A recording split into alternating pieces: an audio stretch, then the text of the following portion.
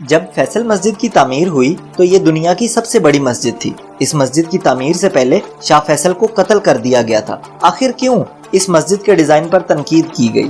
آج کی اس ویڈیو میں ہم آپ کو فیصل مسجد سے متعلق حیرت انگیز حقائق بتائیں گے۔ لوگ کہتے ہیں کہ اسلام آباد کی فیصل مسجد کو سعودیہ کے شاہ فیصل نے بنوایا، لیکن کیا آپ جانتے ہیں 1986 میں بننے والی فیصل مسجد کی تعمیر کا آغاز سال 1976 میں ہوا، جبکہ شاہ فیصل 1975 میں دنیا سے رخصت کر گئے۔ اس کے علاوہ فیصل مسجد کو پاکستان کی سب سے بڑی مسجد کہا جاتا ہے، لیکن سال 2022 میں تعمیر ہوئی گرینڈ جامع مسجد کراچی پاکستان کی سب سے بڑی اور دنیا کی تیسری بڑی مسجد بن چکی ہے۔ اب ایک نظر ڈالتے ہیں تاریخ پر اور جاننے کی کوشش کرتے ہیں کہ فیصل مسجد کس نے بنوائی۔ سال 1966 میں سعودیہ کے شاہ فیصل بن عبدالعزیز نے پاکستان کا دورہ کیا اور اس خواہش کا اظہار کیا کہ پاکستان کی اپنی قومی مسجد ہونی چاہیے، کیونکہ اس وقت سے پہلے پاکستان میں موجود تمام مقبول مساجد مغلیہ دور کی تھیں، اور 1947 میں قیام پاکستان کے بعد کوئی بڑی مسجد سرکاری طور پر نہ بنائی گئی تھی۔ اسی تناظر میں سال 1969 میں 17 ممالک کے انجینئرز اور آرکیٹیکٹس کا مقابلہ رکھا گیا، جس میں ترکی سے تعلق رکھنے والے ویدات فاتح قرار پائے اور ان کا نقشہ منظور کیا گیا۔ لیکن پاکستان کے بدلتے سیاسی صورتحال میں مسجد کی تعمیر کا آغاز نہ ہو سکا۔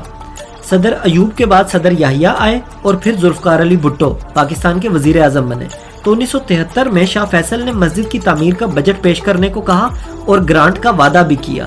لیکن اس سے پہلے کہ مسجد کی تعمیر کا آغاز ہوتا، شاہ فیصل کو ان کے بھتیجے نے بھری مجلس میں گلے ملتے ہوئے گولی مار کر شہید کر دیا۔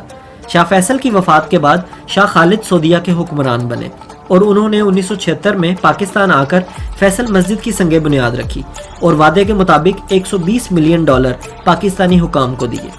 اس کے بعد مسجد اور اس سے منسلک شاہراہ کو شاہ فیصل کا نام دیا گیا۔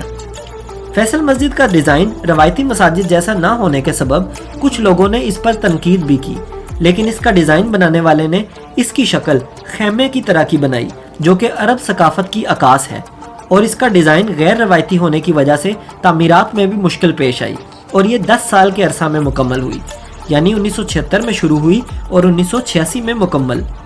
33 ایکڑ کے رقبہ میں بننے والی اس مسجد میں 3 لاکھ لوگ نماز ادا کر سکتے ہیں۔